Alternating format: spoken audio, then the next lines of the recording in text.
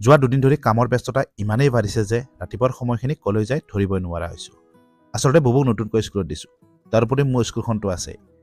কিমান ভাল সংস্কাৰ দিব পাৰিম নাজানো, কিন্তু স্কুল যোৱাৰ আগত ককা আইতাকক সেৱা জনাটো তাক এটি অভ্যাস কৰিছোঁ। ক'বলৈ গ'লে ঘৰখনৰ পৰা আৰম্ভ শিক্ষাৰ আশীৰ্বাদ নহয় জানো। আচলতে এই স্মৃতিবোৰ জীয়াই ৰাখিবলৈহে মোৰ ভিডিঅ'বোৰ আপোনালোকৰ মাজত দাঙি ধৰোঁ। অন্ততঃ মই নোহোৱা হৈ গ'লেও বুবুৰ বাবে এইবোৰে স্মৃতি হ'ব। মই স্কুল গৈ পোৱাৰ পিছত দায়িত্ব নিজৰ উপস্থিতি দিয়া। এইফালে স্কুলৰ নতুন শিক্ষাবৰ্ষৰ নতুন কিতাপ আৰু এডমিশ্যন। ক'বলৈ পাৰিছোঁ, যোৱা গুণোৎসৱে আমাৰ বিদ্যালয়খনে A+ পালে। তাৰে ফূৰ্তি হওক বা হেড ছাৰৰ মৰমে হওক, অভিজিত আৰু মোলৈ বিহুৰ উপহাৰ এটিকৈ। ছাৰলৈ বহুত বহুত ধন্যবাদ থাকিল।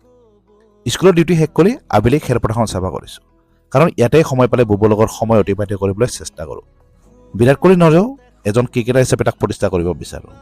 অৱশ্যে কি হ'ব তাৰ ওপৰতে নিৰ্ভৰ কৰিব। সি যিয়ে নহওক এজন ভাল মানুহ হওক তাকে কামনা কৰোঁ। আজিলৈ ইমানেই।